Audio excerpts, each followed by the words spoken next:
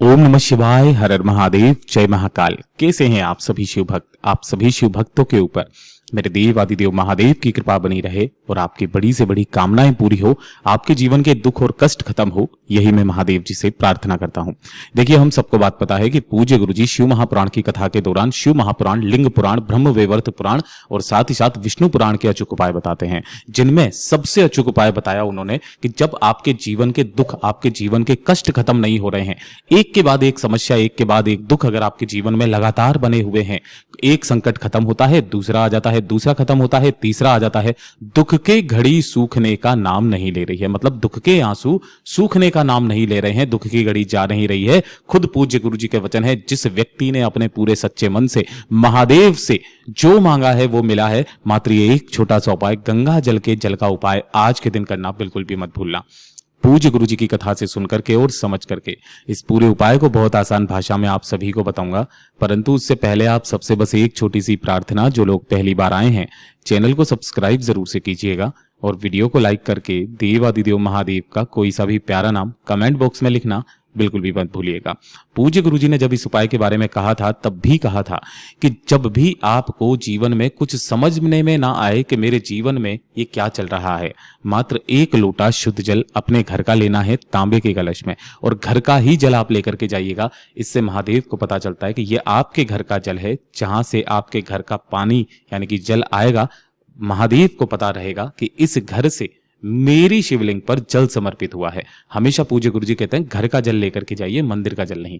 और इसी जल के अंदर जो पवित्र नदी का जल है, जनरली हमारे घरों में गंगा जल का जल मिल जाता है ना, गंगा का जल, तो आपको थोड़ा सा गंगा जल इसके अंदर मिला लेना है। बस इस एक लोटे शुद्ध जल को लेकर के भोलेनाथ के मंदिर में जाना, शिवलिंग के पास में।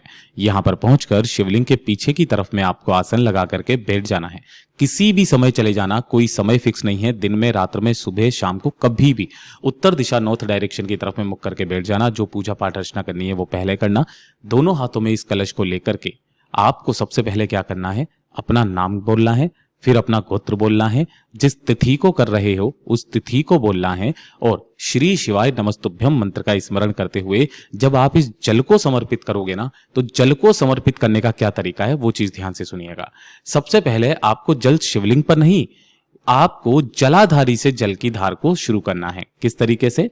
ऐसे करके यहां पर जल की धार को आप गिराएंगे, यहां से जल की धार को आगे बढ़ाते हुए बढ़ाते हुए बढ़ाते हुए जलाधारी के चारों तरफ इस तरीके से घुमा करके यथा स्थान वापस उसी स्थान पर आएंगे। जलाधारी से जल को घुमाते हुए ऐसे करके और कटी भाग के चारों तरफ से घुमाते हुए अपनी ही जगह पर आएंगे। यहां तक आने के पश्चात केवल एक बार, ठीक है, यहां तक आने के पश्चात फिर वापस से आपको आगे की तरफ बढ़ना है, बढ़ना है, बढ़ना है, और शिवलिंग की ऊपर तक आपको जल समर्पित करना है। ये जल चढ़ाने का क्रम है महाराज। और जब भी आप इस जल को समर्पित करेंगे, अपने मन में सिर्फ एक महादेव के नाम का स्मरण करेंगे, वो है द्विजेश्वर महादेव।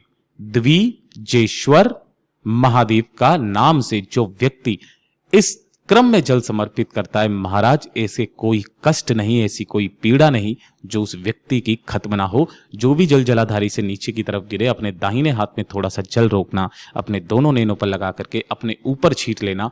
बड़े से बड़े दुख, बड़े से बड़े कष्ट आपके इस अचूक उपाय से समाप्त होते हैं।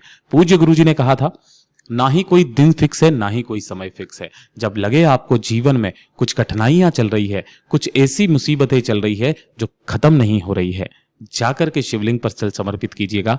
24 घंटे के अंदर अंदर मेरा महादेव आपको इतनी शक्ति देगा और आपको खुद महादेव की अनुभूति होगी।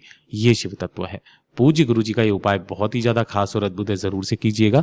वीडियो पसंद आए तो लाइक करना, चैनल को सब्सक्राइब जरूर कीजिएगा।